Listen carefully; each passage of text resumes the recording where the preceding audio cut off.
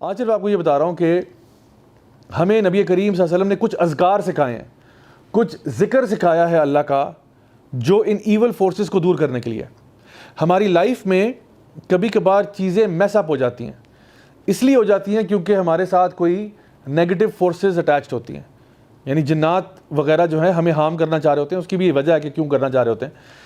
تو فی الحال میں آپ کو یہ بتانا چاہ رہا ہوں کہ there are negative forces sometimes that are affecting us, whether physically, mentally, psychologically, emotionally اور اینی وچ وے. اور یہ اثرات جو ہیں یہ بڑے کبھی کبھار شدید ہو جاتے ہیں, بڑے ایکسٹریم ہو جاتے ہیں. ٹھیک ہے, ان میں سے ایک چیز جو ہے اس کو ہم کہتے ہیں slip paralysis. Slip paralysis, slip paralysis اگر آپ کو نہ پتا ہو کیا ہوتا ہے, جن کو پتا ہے ان کو بہت اچھی طرح پتا ہے کیا ہوتا ہے, اور جن کو نہیں پتا میں بتا دیتا ہوں. سلیپ پیرالسس ایک ایسا پروسیس ہے جب آپ بستر پہ لیٹے ہوتے ہیں, سو رہے ہوتے ہیں, اور ایک دم سے آپ کو فیل ہوتا ہے جیسے آپ کی چھاتی کے اوپر ایک وزنی چیز بیٹھ گئی آ کے, اور آپ ہل نہیں سکتے. آپ کوشش کر رہے ہیں ہلنے کی, بٹ یو کینٹ موو. آپ کچھ بولنا چاہتے ہیں, آپ بول نہیں سکتے. You become paralysed in your own bed. You are awake but you can't move. اور کچھ ہی دیر کے بعد, مے بی کبھی کبھار آدھے گھنٹے بعد, 50 منٹ بعد, گھنٹے بعد, وہ چیز آپ کے سینے سے اٹھ جاتی ہے. یہ ڈفرینٹ کلچرز میں, ڈفرینٹ ٹریڈیشنز میں it was always associated to demons, to jinns. Psychologically اگر آپ بات کریں تو میں نے کئی سائیکالوجسٹ کی اس کے بارے میں ڈسکشنز دیکھی ہیں, پڑھی ہیں, سنی ہیں, اور وہ بیسکلی یہ کہتے ہیں واللہ اعلم, وی ڈونٹ نو, اللہ کو بہتر پتا ہوگا, ہمیں نہیں پتا. تو کیا لگا رہے ہیں کہ یہ ہوگا وہ ہوگا, لیکن کہتے ہیں ہمیں سمجھ نہیں آتی یہ ہوتا کیا ہے. واٹ از دس اسٹیٹ کہ جہاں پہ ایک بندہ بستر میں لیٹا ہوا ہے اور پیرالائز ہو گیا عارضی طور پہ, ٹیمپرری پیرالائسس میں چلا گیا. We don't know any medical cause for this. Why is it happening, اس کی ایم آر آئی کرا لیں, سی ٹی اسکین کرا لیں, every thing is clear, what's going on. ہمیں پتہ ہے اسلامکلی کہ دس از بیسکلی شیاطین افیکٹنگ اے پرسن. اچھا, میں آپ کو ایک بھائی کا واقعہ سنا رہا ہوں جنہوں نے واؤچ کر کے یہ بات بتائی, اور میں خود بھی پرسنلی بہت لوگوں کو اس پہ ہیلپ بھی کر چکا ہوں, getting out of sleep paralysis. تو ان کو میں کہتا ہوں کہ آپ رات کو سونے سے پہلے اپنے اذکار پڑھا کریں. سب سے پہلے تو مغرب کی نماز کے بعد جو ہے نا, ہمیں اذکار پڑھ لینے چاہیے شام کے.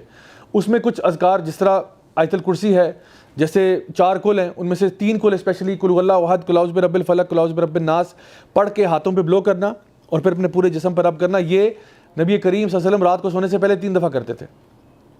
اور سورۃ البقرہ کی آخری 2 آیات جو ہیں آپ صلی اللہ علیہ وسلم نے فرمایا یہ تمہارے لیے ہر چیز کی پروٹیکشن کے لیے کافی ہیں.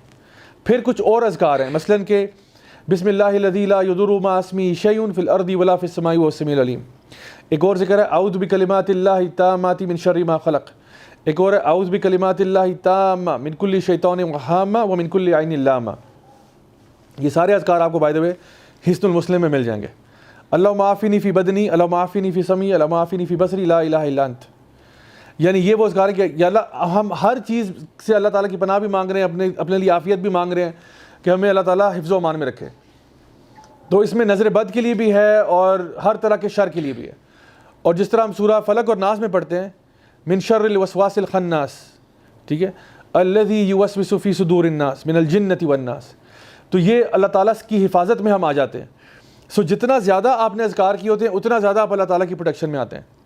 جن بھائی کا تذکرہ میں کر رہا تھا انہوں نے مجھے کہا کہ میں نے یہ ریپیٹیبل چیز دیکھی ہے, ریپیٹیبل, کہ جب میں رات کو سوتا تھا اور مجھے سلیپ پیرالسس میں ایکسپیرینس کرتا تھا, تو کہتے ہیں جیسے ہی میں بولنا اپنے مطلب ہوش میں تھا اور میں موو نہیں کر سکتا, تو میں بڑی مشکلوں سے نا میں کہتا تھا اعوذ باللہ من الشیطان الرجیم, بولنا چاہ رہا ہوں لیکن مجھے کوئی بولنے نہیں دے رہا, اور میں زور لگاتا, بہت زور لگاتا, اعوذ باللہ, اور کہتا فائنلی جب میں بول لیتا تو وہ ایسے چیز ہٹ جاتی جیسے کہ بالکل ڈسپیئر ہو گئی ہے.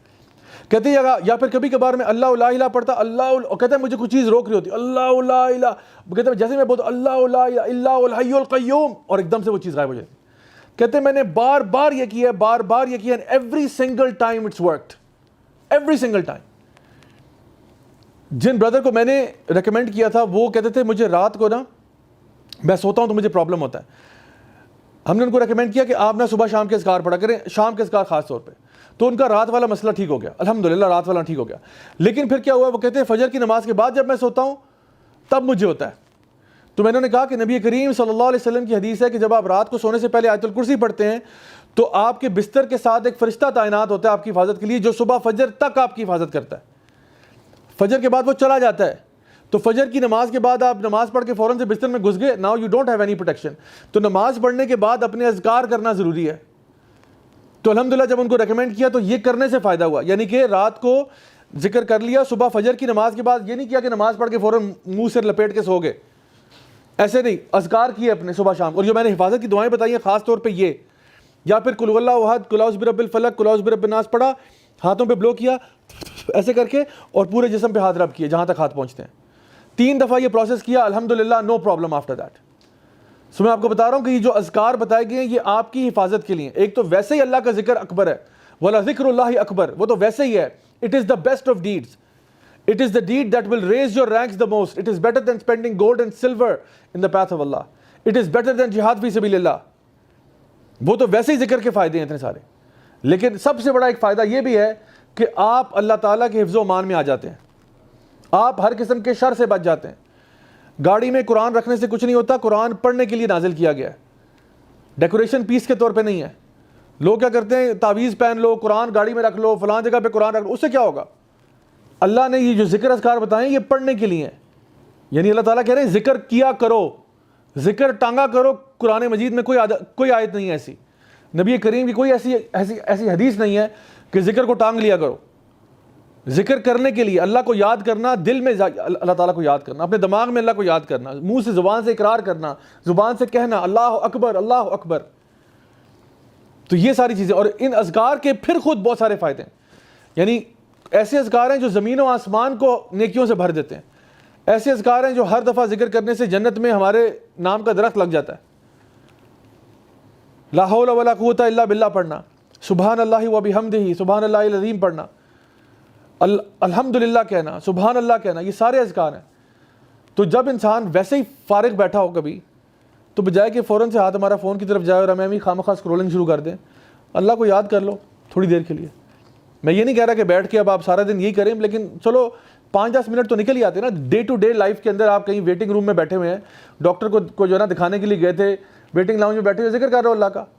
کسی کو ملنے کے لیے گئے ہو، کہہ رہے ہیں جی ویٹ کریں ابھی باس اندر ہیں 5 منٹ میں آتے ہیں، اللہ کا ذکر کر لو، شاید اسی میٹنگ میں برکت ڈال دے اللہ تعالیٰ. سو کیپ ان مائنڈ کہ یہ جو اللہ تعالیٰ کا ذکر ہے نا یہ بہت بڑی چیز ہے.